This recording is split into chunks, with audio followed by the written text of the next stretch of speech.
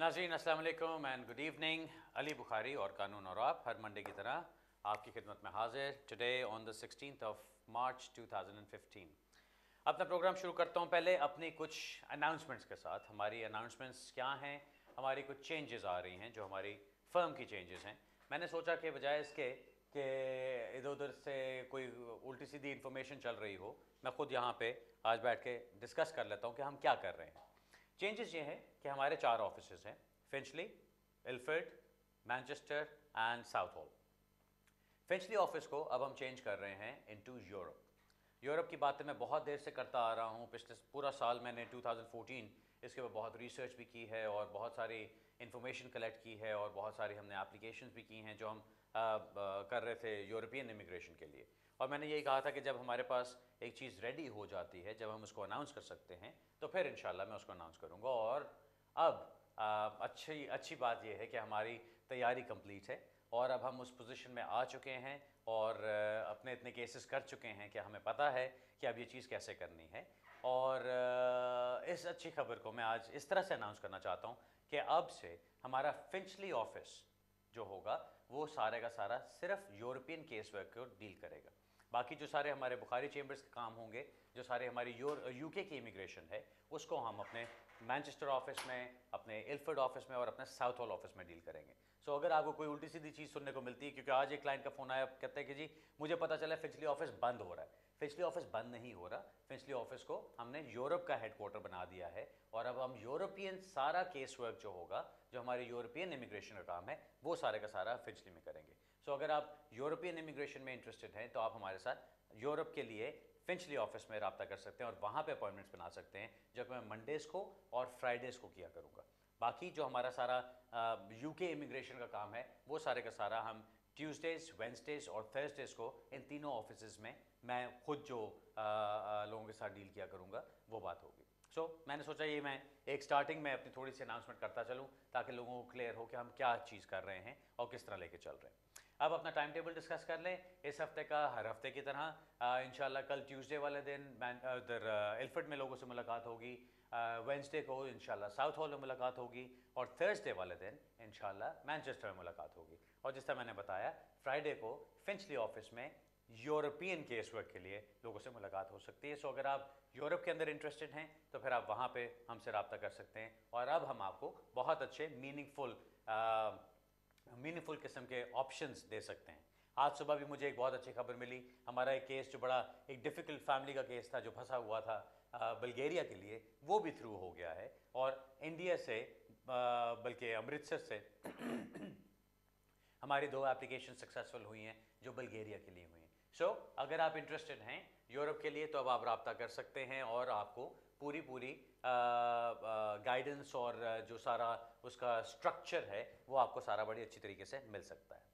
ये तो हमारी पर्सनल बात हो गई। अब चलते हैं अपने जो नॉर्मल सवाल जवाब होते हैं और अपनी कॉल्स लेनी शुरू करते हैं। इससे पहले कि मैं पहली कॉल लूँ, एक और चीज़ जो एक अपडेट के मुताबिक बताता चलूँ यहाँ पे।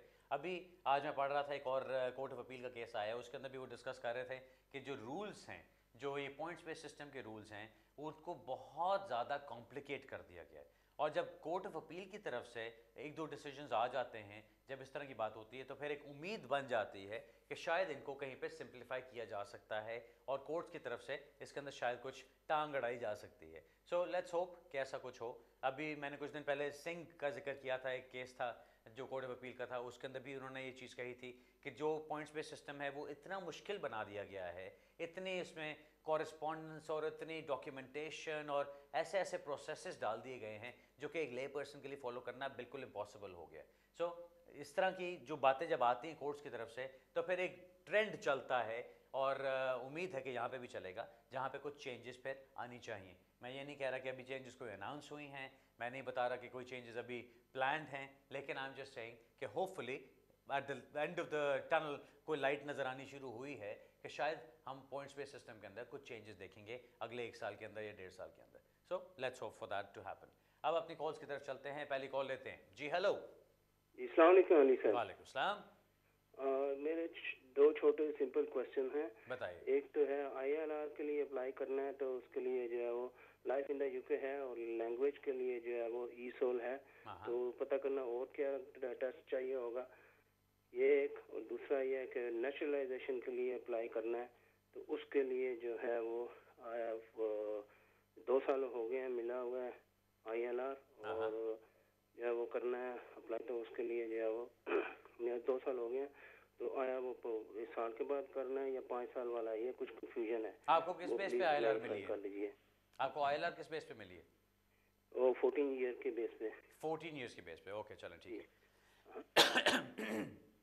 पहला सवाल आपका कि टेस्ट कौन से करने वाले हैं ILR अप्लाई करने के लिए। ILR के लिए आपको life in the UK test भी करना होता है, और उसके लिए आपको कुछ लैंग्वेज की भी प्रोफिशिएंसी दिखानी होती है B1 लेवल की। अगर तो आपने यूके से कोई डिग्री की हुई है तो उस डिग्री का हो जाना ही काफ़ी है आपके लिए, आपको कुछ और टेस्ट करने की ज़रूरत नहीं होती, सिर्फ life in the UK test करें और अपनी डिग्री साथ लगा दें। अगर आपकी डिग्री यूके से नहीं हुई हुई और आप किसी इंग्लिश स्पीकिंग कंट्री से ताल्लुक़ रखते हैं तो फिर भी आपको वो टेस्ट करने की ज़रूरत नहीं। लेकिन अगर आप इंग्लिश स्पीकिंग कंट्री से ताल्लुक़ नहीं रखते और आपने टेस्ट करना है तो फिर आपको B1 लेवल का टेस्ट करना होगा, जो कि प्रूव करता है कि आपकी प्रोफिशिएंसी B1 लेवल के ऊपर है। उसकी बेस पे आप ILR के लिए अप्लाई कर सकते हैं। जहाँ तक और किसी टेस्ट की ज़रूरत है, और कोई टेस्ट नहीं होता। ILR की जो रिक्वायरमेंट्स हैं उसके अंदर आपकी एक तो क्रिमिनलिटी वाली रिक्वायरमेंट आती है कि आपका कोई क्रिमिनल कन्विक्शन नहीं होनी चाहिए। अगर कोई क्रिमिनल कन्विक्शन नहीं है, आपने B1 लेवल टेस्ट कर लिया है, आपके पास life in the UK test है, और आपकी ILR की जो भी जिस भी कैटेगरी में आप जा रहे हैं ILR की आपकी एंटाइटलमेंट बनती है, तो फिर आप उसके लिए अप्लाई कर सकते हैं। ये तो आपका पहला सवाल हो गया। दूसरा सवाल आपने नेचुरलाइजेशन के बारे में पूछा कि नेचुरलाइजेशन आपको 2 साल हो गए हैं इंडेफिनिट लीव मिले हुए, आप कब अप्लाई कर सकते हैं। जब आप 14 ईयर्स की बेस पे अप्लाई करते हैं तो याद रखिए 14 ईयर्स का मतलब ये होता है कि आपने लीगल या इलीगल टाइम कंबाइन करके आपने इंडेफिनिट लीव के लिए अप्लाई किया और फिर आपको इंडेफिनिट लीव मिलती है। अब अगर आपके फॉर एग्जांपल 2 साल गुजर गए हैं ILR मिले हुए, और उससे पहले जो 14 साल की बेस पे जब आपने अप्लाई किया था उसमें से लास्ट 3 साल जो आपके थे, अगर वो आपने लीगली गुजारे थे यूके में, तो इसका मतलब आपके 5 साल कंप्लीट हो जाते हैं लीगली यूके में रहते हुए। अगर 5 साल लीगल रिक्वायरमेंट आप पूरी करते हैं तो फिर आप नेचुरलाइजेशन के लिए अप्लाई कर सकते हैं। यानी जिस डेट को आपने अप्लाई करना है उससे 5 साल पीछे जाके देखें। अगर हम आज देखते हैं, हम 16 मार्च 2015 में बैठे हैं, अगर आप 16 मार्च 2010 को देखते हैं कि आप लीगल थे यहाँ पे और तब से अभी तक कंटिन्यूसली लीगल रहते आए हैं, तो फिर आप इंडेफिनिट लीव के उसके लिए नेचुरलाइजेशन के लिए अप्लाई कर सकते हैं। अगर आप life in the UK test भी कर लेते हैं, और अगर आपके B1 लैंग्वेज भी है, और अगर आपकी कोई क्रिमिनल कन्विक्शंस नहीं है। अगर तो आपके ये 5 साल पूरे नहीं होते, अभी आपको फॉर एग्जाम्पल आप इलीगल चलते आ रहे थे एक्सक्यूज मी आप इलीगल चलते आ रहे थे और आपने इंडेफिनिट लीव अप्लाई की, आपको 14 साल के बाद इंडेफिनिट लीव मिल गई, और लीगली आपको सिर्फ 2 साल गुजरे हैं, तो अभी आपको 3 साल और इंतज़ार करना होगा ताकि आपके 5 साल का ब्लॉक पूरा हो जाए। आप तब अप्लाई कर सकते हैं नेचुरलाइजेशन के लिए। कुछ साल पहले 2-3 साल पहले जो चीज़ें चल रही थी उसमें यह था कि अगर 14 ईयर्स के बेस पे भी आप अप्लाई करते थे और आपको इंडेफिनिटली मिल जाती थी, तो अक्सर डिस्क्रेशन एक्सरसाइज किया जाता था आपकी फेवर में, और उस डिस्क्रेशन में आपको नेचुरलाइजेशन के लिए एक्सेप्ट कर लिया जाता था। अभी जो हमने पिछले 2-3 साल में केसेस देखे हैं वहाँ पे वो डिस्क्रेशन एक्सरसाइज नहीं करते आमतौर पे।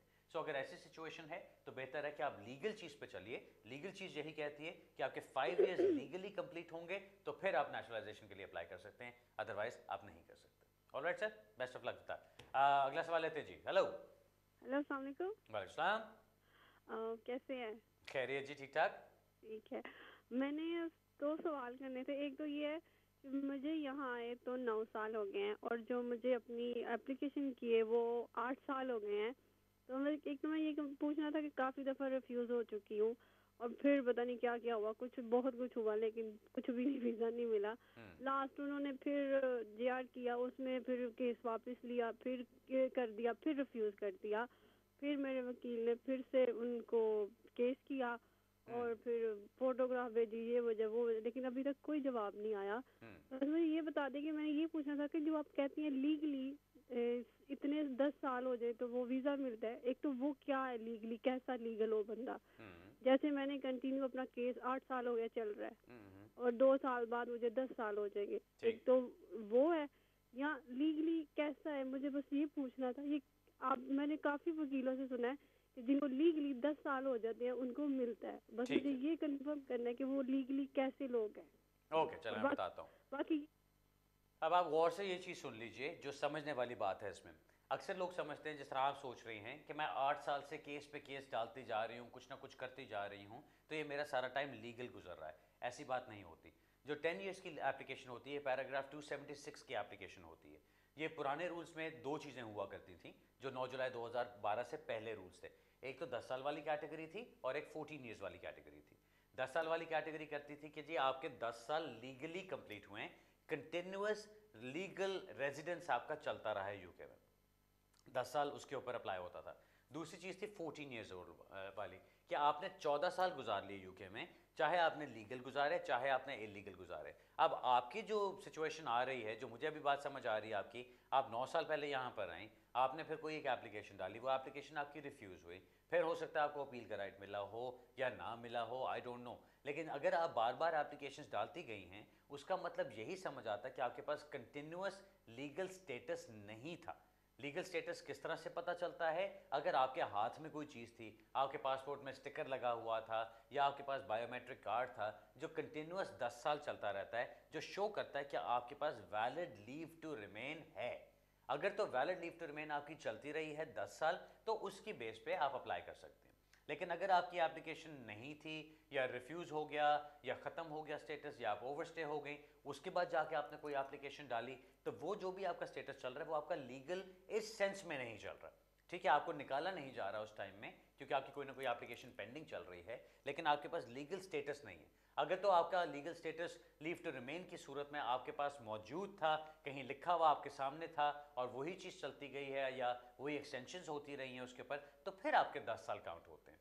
आपकी बात से ये लग रहा है कि आपकी एप्लीकेशन कोई जो डाली गई वो रिफ्यूज़ हुई, फिर कुछ और डाला, फिर रिफ्यूज़ हुआ, फिर कुछ और डाला, कुछ ना कुछ करते हुए आपका ये टाइम गुजर रहा है। सो वो आपके पास कंटिन्यूस लीगल रेजिडेंस नहीं चल रहा है, सो वो चीज़ आपके ऊपर अप्लाई नहीं होती। मुझे ये लगता है कि आपकी जो भी ह्यूमन राइट्स की कोई एप्लीकेशन चल रही है या कंपैशनेट ग्राउंड्स की चल रही है, हो सकता है आपने लेगेसी में कुछ डाला हुआ हो, जो कुछ भी आपका चल रहा है वो आपको लीगल स्टेटस के साथ नहीं लेके चल रहा है। सो आपको उसकी बेस पे देखना पड़ेगा कि आपके और क्या सर्कमस्टांसेस हो सकते हैं जिनमें आपको स्टेटस मिल सकता है।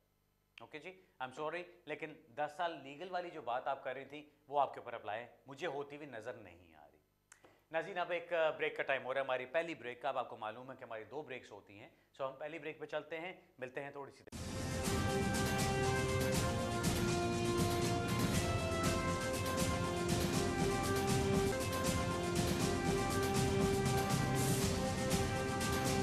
के बाद मैंने अपील की, अपील में वो उसको जीत लिया सर। तो अभी तकरीबन 2.5 महीने हो गए हैं सर, वो कोई रिस्पॉन्स नहीं कर रहे हैं उधर से, और रिटन जजमेंट भी आई कोई 2.5 महीने हो गए सर, कोई भी उधर से अभी तक रिस्पॉन्स नहीं दे रहे। अच्छा। जब वो रिफ्यूज करना था तो उस समय तकरीबन जब मैंने फिंगरप्रिंट दिए तो 1 वीक बाद रिफ्यूजल लेटर भेज दिया। अभी सोच ही रहा था कि उसके 1 वीक बाद बोल दिया कि भाई तुम्हें डिटेन करेंगे, हम आपको ये साइनों पे आना पड़ेगा। और अभी जब सबको क्लियर है, अभी वो क्या सो रहे हैं सर वहाँ पे? भाई सो रहे हैं, इसके बारे में बताना कि कितना टाइम लगेगा जी। अच्छा, मैं आपको ये तो नहीं बता सकता कितना टाइम लगेगा, क्योंकि अभी जो टाइम लग गया है ये भी लगना नहीं चाहिए था। बात ये होती है कि जब आपकी अपील अलाउ कर दी जाती है, उस अपील को फिर इम्प्लीमेंट करना चाहिए। इम्प्लीमेंट करने का मतलब ये है कि उस पर जो स्टेटस देना चाहिए वो आपको मिलना चाहिए। अभी तक होम ऑफिस, अब आप कहते हैं कि जी वो सो रहे हैं, अब वो हो सकता है सो रहे हों, दूसरी तरफ ये हो सकता है कि वो चेक कर रहे हो कि जी आपका कॉलेज अभी तक रजिस्टर पर है कि नहीं, क्या उनके पास स्पॉन्सरशिप लाइसेंस अभी भी चल रहा है कि नहीं, क्या कोई ऐसी सूरत हो सकती है कि उस कॉलेज को उन्होंने रजिस्टर से हटाना है। क्योंकि अक्सर ये चीज़ें होती हैं कि वो आपकी एप्लीकेशन लेके बैठे रहते हैं और फिर आपका कॉलेज रजिस्टर से हट जाता है, और कॉलेज रजिस्टर से हटते ही फट 2 दिन बाद, 2 हफ्ते बाद या 1 हफ्ते के अंदर आपको लेटर आ जाता है कि जी हमने फैसला करना था, अब तो आपका कॉलेज ही नहीं है रजिस्टर के ऊपर, तो अब आपको 60 डेज़ का टाइम दे रहे हैं, अब आप नया कॉलेज करें जाके। तो फिर वो आपकी एक नई मुश्किल शुरू हो जाती है। मेरा ख्याल है बेस्ट चीज़ ये है, अगर तो आपका कॉलेज अभी भी रजिस्टर पे है, सब कुछ सही तरह से चल रहा है, कॉलेज का लाइसेंस भी चल रहा है, कोई मसला नहीं है, तो फिर एक तो आप कोर्ट को लिखें, कोर्ट को लिखने के बाद आप होम ऑफिस को कंप्लेन करें, होम ऑफिस की कंप्लेन के साथ फिर अपने एमपी को इन्वॉल्व करें बीच में, अपने एमपी के पास चले जाएं, उसको जाके बताएं कि जी ये चीज़ है, कब से देखो मैं इंतज़ार कर रहा हूँ, अभी तक कुछ नहीं हो रहा, मुझे इनसे फैसला लेके दो। जो दूसरी चीज़ मैंने आपको बताई कंप्लेंट करने वाली होम ऑफिस को, उसके अंदर भी आप उनको ये कह सकते हैं कि डिसीजन की कॉपी भेजें उनको, उनको ईमेल करें, सारा कुछ फैक्स तो अब आजकल कोई कोई इस्तेमाल करता है, आप उनको ईमेल करें उसकी कॉपी है और उनसे कहें कि जी ये सब कुछ आ चुका हुआ है, आप मुझे बताएं कि कितना टाइम लगेगा और क्यों किस चीज़ की डिले हो रही है।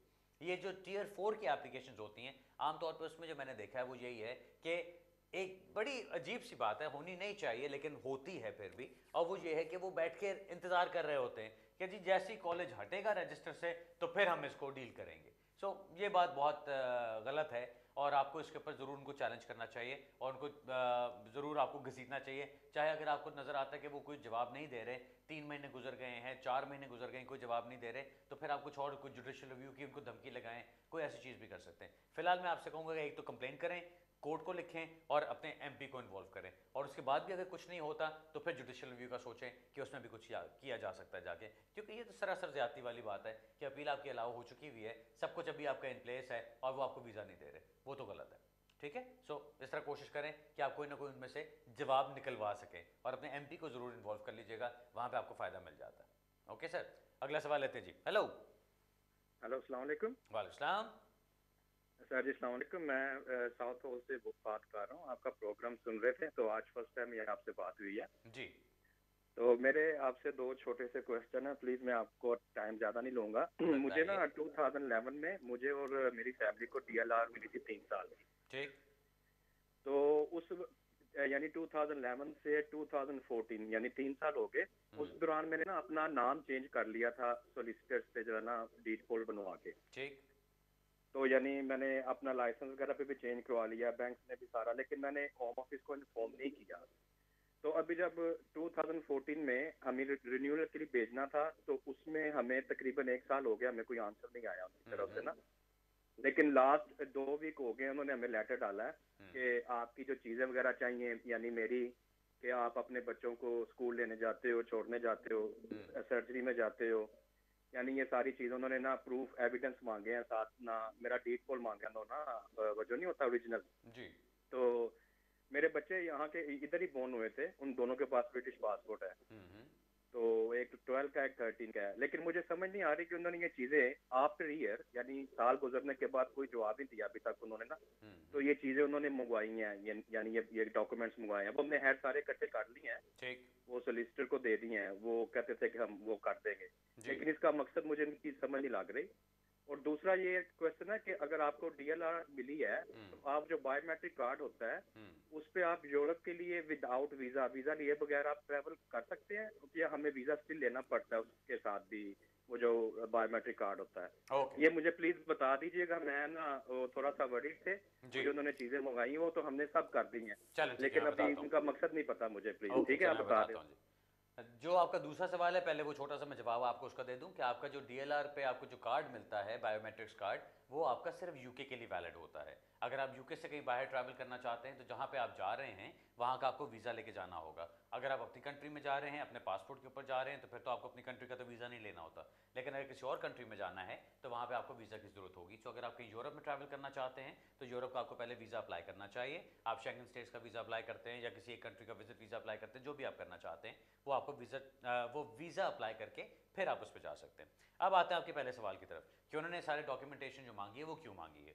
अब आपका 2011 में जब डिस्क्रिशनरी लीव आपको मिली तो उसका मकसद ये था कि उन्होंने कहा होगा कि जी आपके बच्चे यहाँ पर हैं, आप उनके साथ बहुत क्लोज हैं, आपका उनके साथ कांटेक्ट है, सारा कुछ है, क्योंकि बच्चे तो आपके ब्रिटिश नेशनल्स हैं, वो यहीं पे पैदा हुए हैं और उनकी ब्रिटिश नेशनलिटी आपके पास मौजूद है। सो मुझे ये जो आपकी बात से अंदाज़ा हो रहा है वो ये कि आपको जो डिस्क्रिशनरी लीव मिली वो शायद बच्चों की बेस पे मिली कि वो ब्रिटिश हैं और वो इतने साल से यहाँ पे रह रहे हैं और आपकी उनके साथ एक क्लोज लाइफ है।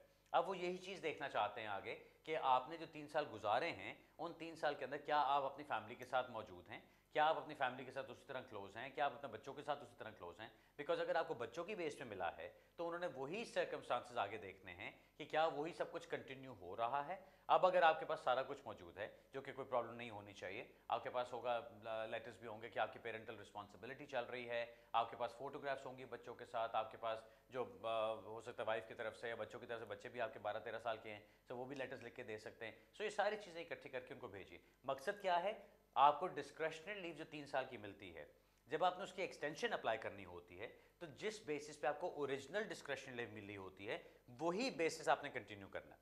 फॉर एग्जाम्पल, अगर आपकी पहले शादी की बेस पे आपको स्टेटस मिला, उसके बाद अब आपके 3 साल गुजर गए, आप कहते हैं कि जी अब तो मेरे बच्चे भी हैं लेकिन मेरी शादी खत्म हो गई है, सो क्या बच्चों की वजह से मुझे मिल सकता है? बिल्कुल मिल सकता है, लेकिन हो सकता है उसमें आपकी DLR का स्टेटस चेंज कर दें। सो ये भी चीज़ एक पॉसिबल होती है। लेकिन आपके केस में अगर वही सर्कमस्टांसेस चल रहे हैं जिसकी बेस पे आपको ओरिजिनल चीज़ मिली थी, तो उसी ओरिजिनल बेसिस पे फर्दर अपना एक्सटेंडेड एविडेंस लगाइए और उस एविडेंस के बेस पे आपको इंशाल्लाह एक्सटेंशन मिल जानी चाहिए। उसमें कोई इशू वाली बात नज़र नहीं आती मुझे, एज लॉन्ग एज आपने कोई क्रिमिनल एक्ट नहीं किया, कोई कन्विक्शन नहीं है आपकी, कोई और उल्टी सीधी चीज़ आपने नहीं की है, तो उसमें कोई मसला नहीं। जो आपने डीड पोल की बात की, वो भी कोई इशू वाली बात नहीं है। बंदा अपना नाम चेंज कर सकता है, किसी भी वजह से चेंज कर सकता है। आप उनको ओरिजिनल अपना वो डॉक्यूमेंटेशन भेजिए, अपने कवर लेटर में सारा कुछ एक्सप्लेन कीजिए कि जी यहाँ पे कोई 2 नंबरी नहीं है, इसमें कोई गलत चीज़ नहीं है, मैं बच्चों के साथ पहले भी था, मैं बच्चों के साथ अब भी हूँ, ये उसकी सारी डॉक्यूमेंटेशन है जो स्कूल वगैरह से आपको मिल सकती है, वो सारा लगा के अपनी एप्लीकेशन भेजें, उसको सबमिट करा दीजिए। जो आपने सवाल पूछा कि जी ये मकसद क्या है इसका, वो मैंने आपको बता दिया कि जिस बेस पे आपको ओरिजिनली डिस्क्रिशनली मिलती है, उसी बेस पे आपकी एक्सटेंशन होती है। सो अगर आपके वही सर्कमस्टांसेस चल रहे हैं और उसका आप एविडेंस दे सकते हैं, तो आपकी एक्सटेंशन भी उसी बेस पे होती है और आपको 3 साल की और डिस्क्रिशनली आगे मिल जाती है। Best of luck with that sir. अगला सवाल लेते हैं जी। हेलो हेलो अली भाई, नमस्कार। हेलो जी, क्या हाल है, ठीक हो? बस ठीक ठीक। मैं आपका प्रोग्राम रेगुलर देखती हूँ और बहुत ही ज़्यादा इन्फॉर्मेटिव है और सारे प्रोग्रामों से, तो इसके लिए आपका बहुत बहुत शुक्रिया कि आप ज़्यादा से ज़्यादा इन्फॉर्मेशन देते हैं। Thank you very much. जी बताइए, आपका सवाल क्या है? आज मेरे 2 सवाल हैं। एक तो ये कि मैं थोड़ा ब्रीफ बता देती हूँ अपना, कि हम लोग 2003 में यहाँ आए थे इंडिया से, एक बेटी को साथ में लेके, और 2008 से हम केस डालते हैं, वो लोग रिफ्यूज़ करते गए। अभी एंड में हमारा हम JR तक गए, तो वो भी उन्होंने रिफ्यूज़ कर दिया। और इस बीच में मेरी दूसरी बेटी भी यहाँ पैदा हुई, जो कि अब अप्रैल में यानी नेक्स्ट वीक 10 साल की हो रही है। और हमारा जो हमने रिव्यू किया था उसका हमें अपील का राइट मिला था रिफ्यूजल आके, तो वो है 23 अप्रैल को। तो उससे पहले मेरी बेटी के 10 साल पूरे होते हैं, तो मुझे ये जानना था कि केस हमारा कितना स्ट्रांग है और क्या इसका हो सकता है, क्योंकि मेरी बड़ी बेटी अभी 16 इयर्स की हो गई और छोटी 10 साल की हो गई। तो ये एक सवाल है। और दूसरा ये कि आप मुझे ये जो बेटी 10 साल की हो रही है उसके लिए कैसे अप्लाई करना होगा, क्योंकि कोई बोल रहे हैं कि नॉर्मल जैसे यहाँ के बच्चों के लिए करते हैं वैसे ही करना है, कोई बोलते हैं कि डिफरेंट फॉर्म है, डिफरेंट प्रोसीजर है, और तो मुझे समझ नहीं आ रहा, क्योंकि इस बार अभी आप गौर से सुन लो, आपको भी पता चल जाएगा सारा। ठीक है, अब आपका पहला सवाल आपका ये है कि आप 2003 में यहाँ पर आए थे, बच्ची आपके साथ थी, उस वक्त से अभी तक बच्ची आपके साथ रह रही है। अब 2003 से लेके अभी तक तकरीबन 12 साल का टाइम गुजर गया है। सो इसका मतलब बच्ची तकरीबन 4 साल की थी जब आपके साथ आई। अब उसने जो 12 साल यहाँ पे गुजारे हैं, वो उस 7 साल के कानून के अंदर आती है, जो ये कहता है कि अगर बच्चे ने यहाँ पे 7 साल गुजार लिए हैं एंड इट इज़ अनरीजनेबल कि उसको यहाँ से निकाला जाए, तो उसको स्टेटस मिल जाना चाहिए। सो मैं हैरान इस बात पे हूँ कि आपकी बच्ची के 12 साल किस तरह यहाँ गुजर गए, आपको अभी तक स्टेटस नहीं मिला। आपको तो बहुत देर का स्टेटस मिल चुका होना चाहिए था, नंबर 1। सो आपका जो सवाल है कि जी आपकी स्ट्रेंथ क्या है केस की, केस आपका बहुत स्ट्रॉन्ग होना चाहिए, क्योंकि आपकी बच्ची ने इतना टाइम यहाँ पे गुजार लिया और वो अभी भी 18 साल से कम है।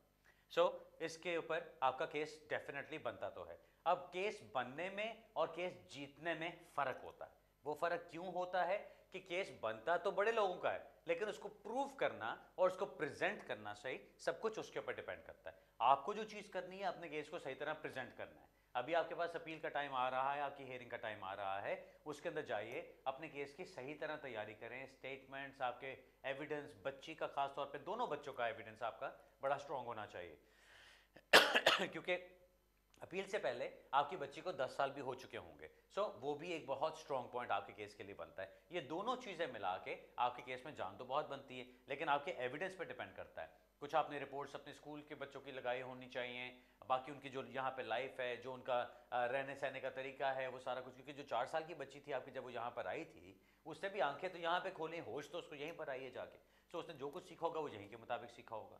जो आपकी बच्ची यहाँ पैदा हुई, उसने भी सब कुछ यहीं के मुताबिक सीखा है। सो ये दोनों चीज़ें बड़ी इंपॉर्टेंट हैं, और इनको अगर आप सही तरह प्रेजेंट करेंगे तो मुझे बहुत मुश्किल लगता है कि आपका केस जज की तरफ से अलाउ नहीं किया जाएगा। ये तो आपकी एक बात होगी। दूसरी बात आपने पूछी कि जी बच्ची के 10 साल कंप्लीट हो रहे हैं तो कौन सा, किस तरह से अप्लाई करना है। कुछ लोग कुछ कहते हैं, कुछ लोग कुछ।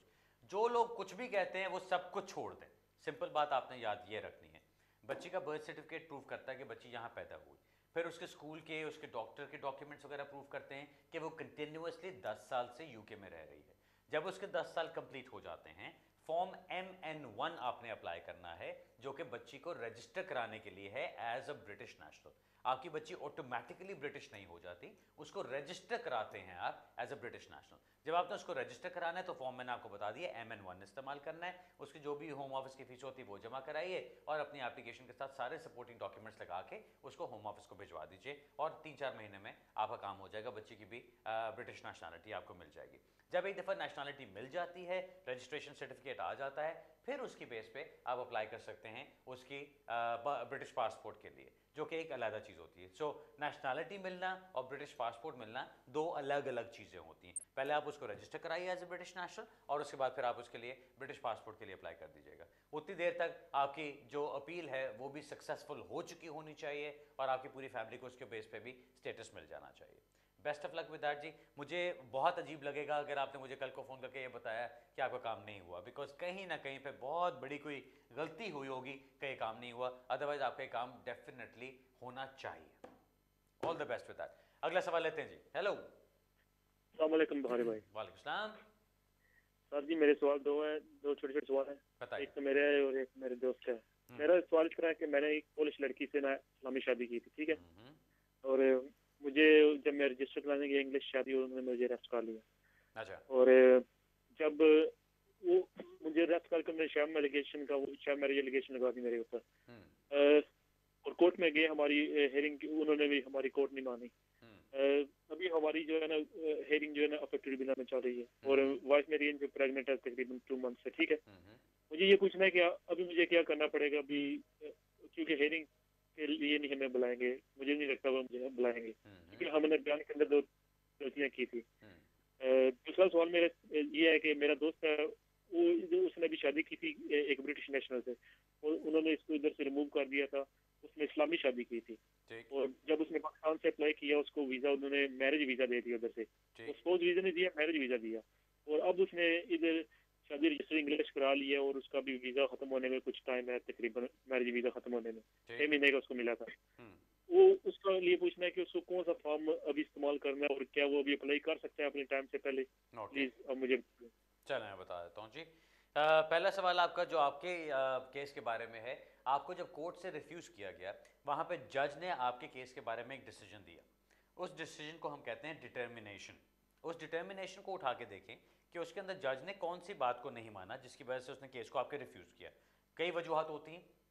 एक वजह ये होती है कि जज कहता है कि नहीं मुझे एतबार नहीं है कि जेन्युइन सबसिस्टिंग मैरिज है, वो कहता है कि मुझे एतबार नहीं कि जेन्युइन रिलेशनशिप है, एक तो ये चीज़ होती है। दूसरी बात है वो इस बात पे रिफ्यूज़ कर सकता है कि जी जो आपकी पोलिश नेशनल वाइफ है वो ट्रीटी राइट्स एक्सरसाइज नहीं कर रही यहाँ पे, उसकी वजह से रिफ्यूज़ कर सकता है। सो देखना पहले आपको ये है कि कौन से पॉइंट पे आपको रिफ्यूज़ किया गया।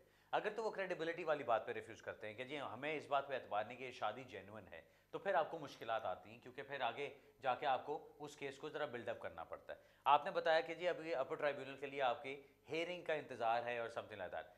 जो मैं समझ रहा हूँ वहाँ पे वो ये है कि आपने लीव टू अपील के लिए अप्लाई किया है, लीव टू अपील आपको अगर मिलती है तो आपको हेयरिंग आएगी, अगर लीव टू अपील नहीं मिलती तो केस आपका वो ख़त्म कर देते हैं। आप आगे अपर ट्राइब्यूनल में डायरेक्टली भी जा सकते हैं, लेकिन वो डिपेंड करता है आप कौन से रीज़न पे जा रहे हैं, बिकॉज एरर ऑफ लॉ हो तो फिर आप आगे जा सकते हैं। सो एक तो ये चीज़ है, आपको ये देखना है कि अगर तो आपको नज़र आ रहा है कि उसमें कोई जान नहीं है, वहाँ से अपनी अपील विड्रॉ कर लीजिए। आपकी वाइफ अब प्रेग्नेंट भी हैं, जो जो वीकनेसेस आपकी पहले थी उन सारी वीकनेसेस को पूरा करके नई एप्लीकेशन डाल दें। नई एप्लीकेशन डाल के उसको ये याद रखें कि सबसे पहला स्टार्टिंग पॉइंट उस एप्लीकेशन को डिसाइड करने में उस जज की डिटर्मिनेशन होगी जिस जज ने आपके खिलाफ फैसला दिया था। सो उन सारे पॉइंट्स को एड्रेस करके फिर अप्लाई करें, तब जाके आपको इसमें फ़ायदा मिल सकता है, ठीक है। सो उसके बगैर आपका काम नहीं होगा। जो दूसरा आपने सवाल पूछा वो जो फ्रेंड के बारे में कि जी उसका मैरिज वीज़ा 6 मंथ्स का उसका लगा है, वो उन्होंने उसका मतलब उसको फियांसे वीज़ा दिया होगा, जिसमें ये होता है कि जी आपकी एंगेजमेंट हुई हुई है, आपने यूके जाके रजिस्ट्रेशन करनी है और उसके बाद आप वहाँ से चेंज करना चाहते हैं। अब उनके 6 महीने में से टाइम बाकी रहता होगा। सो वो करेंगे क्या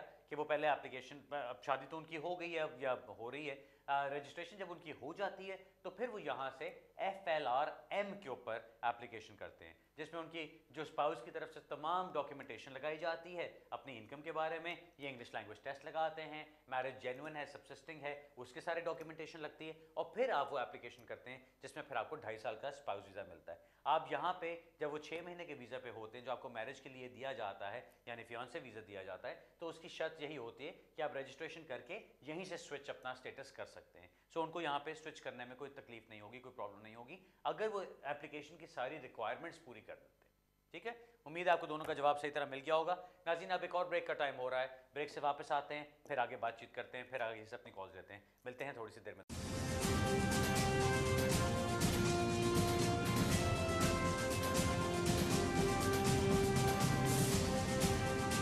ब्रेक के बाद दोबारा आपको खुशामदीद कहता हूँ एंड वेलकम बैक। सीधा अपने सवाल जवाब की तरफ चलते हैं, पहली कॉल लेते हैं जी। हेलो हेलो, सत श्री अकाल बुखारी साहब। हेलो जी, सत श्री अकाल, क्या हाल है, ठीक हो? बात ठीक है बुखारी साहब, मैं बुलवंत से गिरदावल बोल रहा हूँ। तो आपका प्रोग्राम देखकर मैं आपको पकड़ा था, तो बहुत सुना प्रोग्राम आपका। तो मैंने 3-4 वकील पहले बदले थे, तो उसके बाद मेरे को जवाब ही दे रहे थे, 5-6 बार जवाब दिया, और मेरे को आपने जो अपील मेरी हो गया, मेरे हक में हो गया, उसका आपको बहुत बहुत धन्यवाद जी। ओह वेरी गुड, कांग्रेचुलेशंस जी, ठीक हो? और आपको मैं इतना धन्यवाद करता हूँ कि मैं कोई मेरे पास लफ्ज नहीं जो मैं आपका थैंक यू बोलूं, क्योंकि आपने मेरे को गिरे हुए को उठाया जी। ओह वेरी गुड, आपका बहुत बहुत धन्यवाद। तो जो अपील है मेरी 11वें महीने में मेरे हक में हो गई थी। तो अभी मैं काफी मेरे को 5 महीने हो गए तकरीबन, मैं वेट कर रहा हूँ, तो कोई कार्ड मेरे को आया नहीं है। मैं ये पूछना चाहता था कि कितना देर और लगेगी, जहाँ अभी कोई प्रॉब्लम तो नहीं, अभी 5 महीने हो गए, कोई ऐसा कोई प्रॉब्लम नहीं है, तो कब आएंगे कार्ड, ये मेरे को बता दो। Thank you very much. You are most welcome sir, thank you, आपने फ़ोन किया और थैंक यू, आपने इतनी सारी तारीफ की, थैंक यू वेरी मच। आपके जो टाइम इतना 5 महीने का लगाया, ये भी नहीं लगना चाहिए था, क्योंकि आपके जब केस को कोर्ट की तरफ से अलाउ कर दिया जाता है तो उसको इम्प्लीमेंट करने में इतना टाइम नहीं लगना चाहिए। सो आपके लिए यही है कि मैं जिससे पहले भी एक कॉलर को बताया, अपने एमपी को भी इन्वॉल्व कर लो बीच में, होम ऑफिस को भी लिखो, कोर्ट को भी लिखो, हर तरफ शोर शराबा मचाओ जाके कि भाई अब क्या हो रहा है। क्योंकि अगर तो ये होता कि जी होम ऑफिस ने आपके अपील के खिलाफ कोई आपकी केस के खिलाफ, आपके डिसीजन के खिलाफ कोई अपील की होती, तो उसका भी लेटर आपको आ जाता, जिसमें टाइम ज़्यादा लग सकता है। लेकिन अगर उन्होंने कोई अपील नहीं की है उसके खिलाफ, या कोई लीव टू अपील की एप्लीकेशन नहीं डाली, तो फिर तो आपको स्टेटस मिलना चाहिए। अगर आपके बायोमेट्रिक्स भी हो चुके हुए हैं तो फिर तो टाइम नहीं लगना चाहिए। अगर बायोमेट्रिक्स अभी तक नहीं हुए हैं तो बायोमेट्रिक्स का लेटर आना चाहिए था आपको। सो जो भी है, अपने एमपी को इन्वॉल्व करो, उनको जाके सारा कुछ बताओ, उनको बताओ कितनी देर से सफ़र कर रहे हो आप, और उनको बताओ जाके कि जी मुझे इसमें अभी हेल्प चाहिए और मुझे अभी इसमें कोई ना कोई जवाब लेके दो होम ऑफिस से, तो आपको इसमें जवाब ज़रूर मिलना चाहिए। बहुत बहुत शुक्रिया आपकी कॉल का, थैंक यू वेरी मच। और मैं यहाँ पे बैठ के, जब मुझे लोग अक्सर कहते हैं कि जी आप इतना लंबा जवाब देते हो, मैं ये कोशिश करता हूँ कि मैं सारे यूके के लोगों को घेर के, मैं ये नहीं कह सकता कि ये सारे मेरे क्लाइंट बन जाएंगे और मैं सबको घसीट लूँगा, ऐसा नहीं हो सकता। मेरा यही होता है कि अगर मेरी बात सुन के किसी का कोई फ़ायदा हो जाता है तो मेरा क्या नुकसान है उसमें, किसी का फ़ायदा ही हो रहा है। मेरे जो रोज़ी रोटी लगनी है, जो मेरे लोगों ने आना है, जो उन्होंने मेरे पास आना है, वो मेरा सारा दिन वैसे भी बिजी रखते हैं। So that's fine. बहुत शुक्रिया आपकी कॉल का, और बहुत खुशी हुई सुन के कि आपकी अपील हो गई है। अगला सवाल लेते हैं जी। हेलो जी, अस्सलाम वालेकुम। वालेकुम जी, मैं बात कर रहा हूँ बोल्टन से जी। जी ऐसा मैं स्टूडेंट वीज़े पे आया था 2010 में।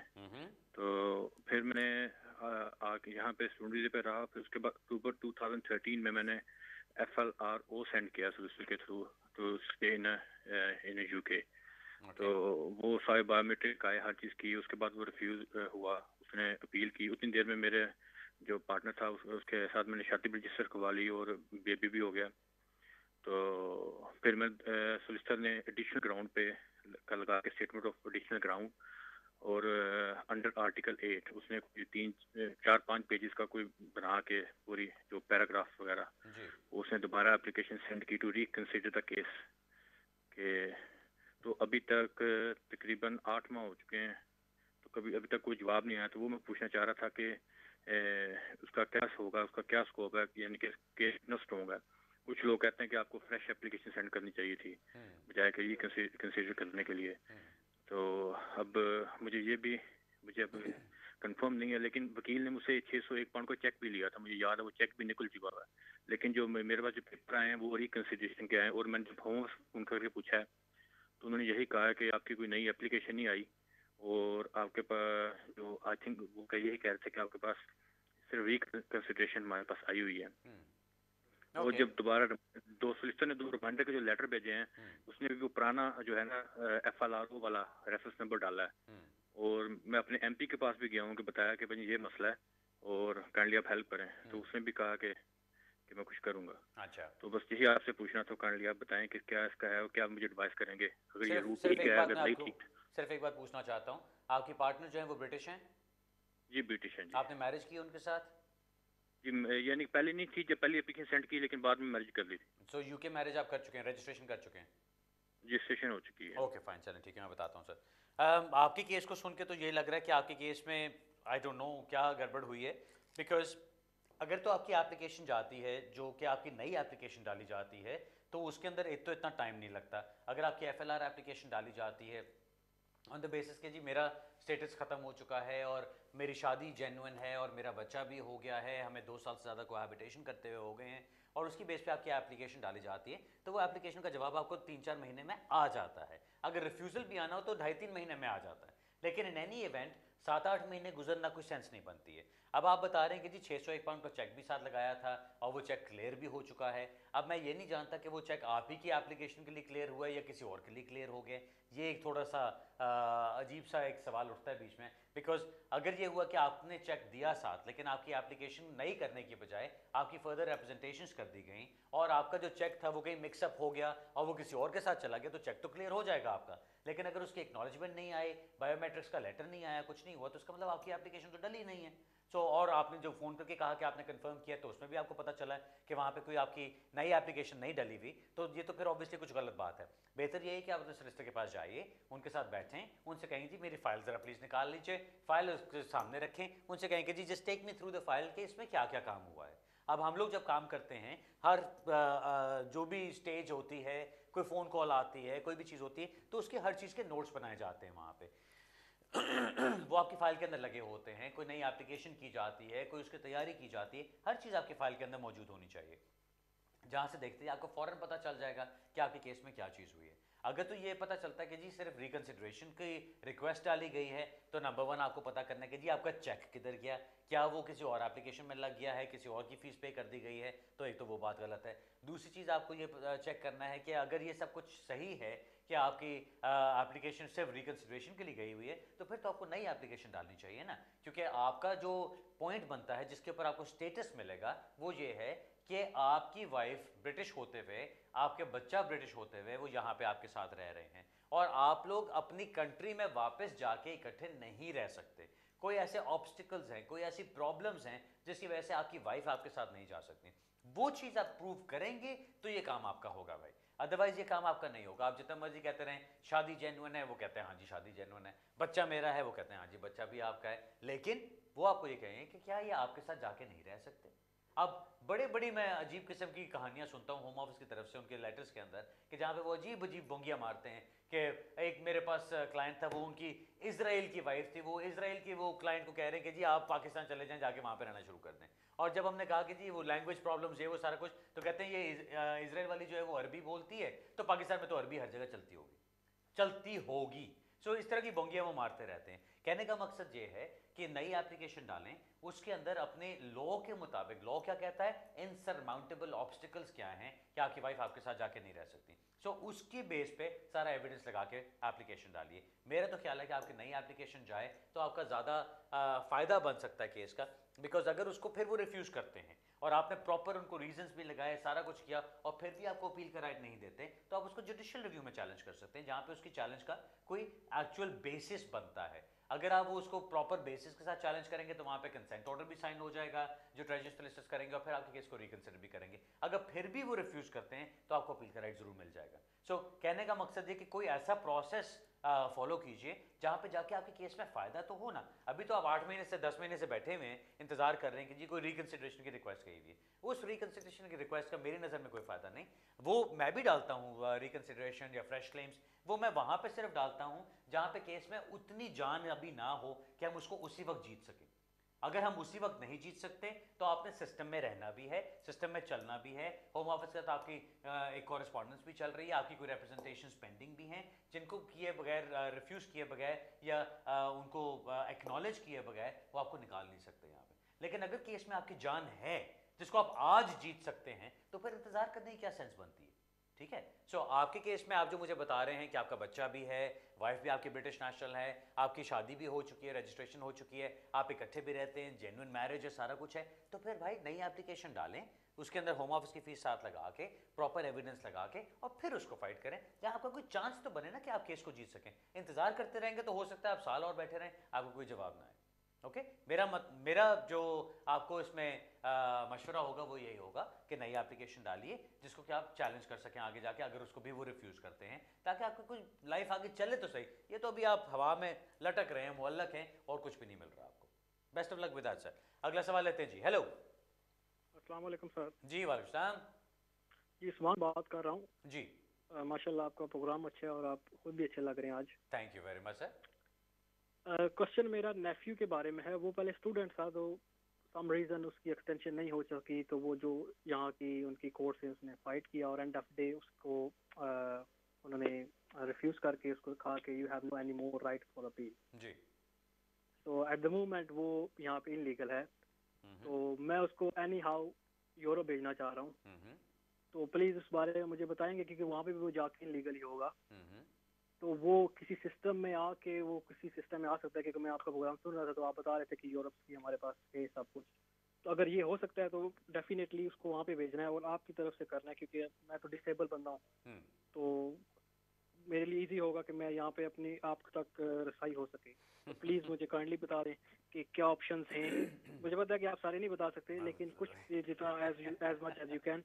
अच्छा चलिए मैं बताता हूँ जी, मैं बताता हूँ। आपका सवाल बहुत अच्छा मुझे इसलिए लग रहा है इस वक्त क्योंकि ये मुझे एक ऑप्शन देता है कि मैं यहाँ पे यूरोप के बारे में बात कर सकता हूँ, जो बहुत लोगों के लिए बहुत फ़ायदेमंद हो सकता है, लेकिन लोग नहीं समझ रहे। ये मेरी बात अभी मैं लिख के देने को तैयार हूँ, मेरी बात अभी लिख लें कि आज से 7-8 साल बाद आपको यही मेरी बातें सही होती नज़र आएंगी कि जहाँ पे लोग हर कोई इसी की तरफ भाग रहा होगा।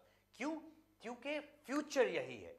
आपको नजर आ रहा है यूके में कितनी प्रॉब्लम्स हैं, आपको नजर आ रहा है यूके की इमिग्रेशन लॉज कितने सख्त कर दिए गए हैं। अगर तो आपके बच्चे हैं यहाँ पे, आपकी कोई शादी हुई हुई है, या आपका कोई बिजनेस है यहाँ पे, या आप इतने हाईली एजुकेटेड हैं कि आप किसी वर्क परमिट की तरफ जा सकते हैं, तो ऑफ कोर्स आप यूके इमिग्रेशन की तरफ जरूर जाइए।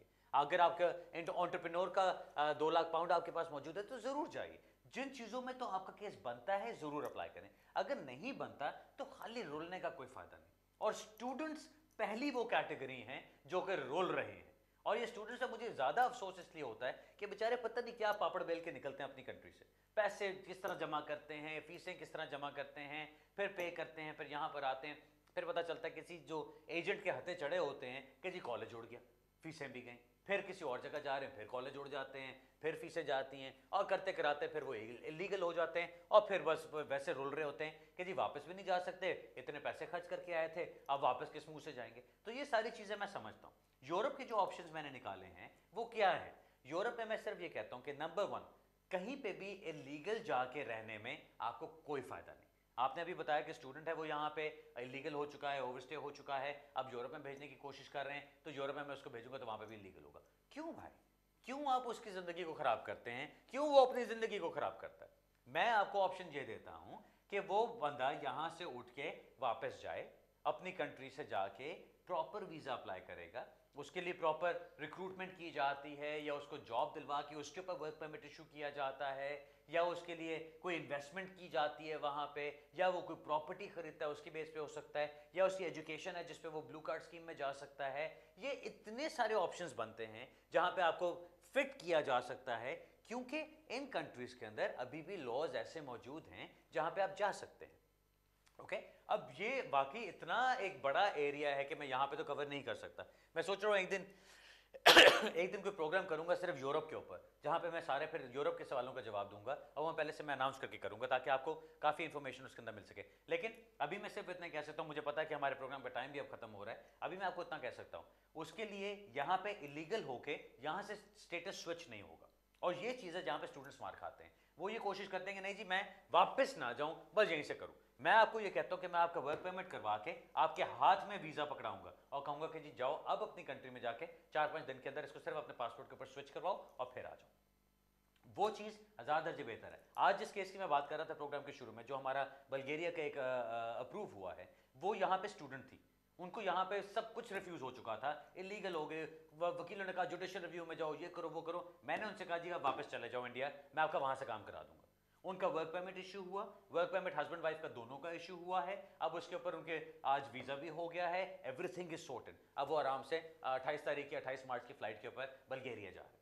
अब क्या था, आज तक वो यहाँ पे रुल भी सकते थे, बहुत पैसा भी खर्च कर सकते थे और उनको कुछ नहीं मिलना था, लेकिन अब उन्होंने सही काम किया और उनका एक दूसरी कंट्री में नई लाइफ शुरू हो गई। 5 साल वहाँ पे गुजारेंगे, उनका परमानेंट रेजिडेंस हो जाएगा, 1-2 साल के बाद वहाँ पे उनको नेशनलिटी मिल जाएगी। अब यूरोपियन नेशनल बन के आप जहाँ मर्जी जाएं, लेकिन उतनी देर आपने जहाँ पे उस कंट्री में गुजार ली होगी, आपका दिल ही नहीं करेगा कहीं और निकलने को।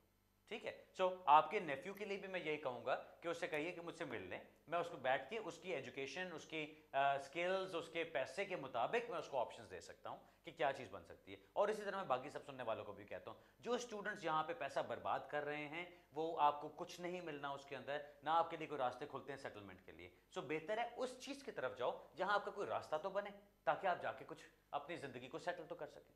ठीक है जी नाज़रीन, मेरा ईमेल एड्रेस आपकी स्क्रीन के ऊपर आ रहा होगा। अगर आप कोई सवाल पूछना चाहते हैं, छोटा सा सवाल, एक लाइन का, तो उसका तो मैं आपको ईमेल्स में सारों को जवाब दे दूंगा। अगर लंबी लंबी कहानियां लिखेंगे तो फिर प्लीज़ आप आके मिल लीजिए, फिर हम बैठ के उसको डिस्कस कर सकते हैं। जिस तरह मैंने प्रोग्राम के शुरू में कहा, हमारा फिंचली ऑफिस अब हमारा सिर्फ यूरोप का काम करेगा। यूरोप के सारे वर्क परमिट्स, यूरोप के सारी जो हमने इमिग्रेशन का सारा काम खोलना था, वो अब हमने अपने फिंचली ऑफिस में खोला है। उसके अलावा जो इल्फर्ड ऑफिस में इंशाल्लाह कल लोगों से मुलाकात होगी, वेंसडे को इंशाल्लाह साउथ हॉल में, और इंशाल्लाह थर्सडे को मैनचेस्टर में लोगों से मुलाकात होगी। अगले हफ्ते तक इजाज़त चाहता हूँ, इसी जगह इसी वक्त दोबारा मुलाकात होगी। तब तक के लिए अपने अच्छे अल्फाज में भी याद रखिएगा, और जहाँ खिदमत का मौका देना हो ज़रूर मिलिएगा। इंशाल्लाह अगले हफ्ते मिलते हैं, तब तक के लिए खुदा हाफिज़ एंड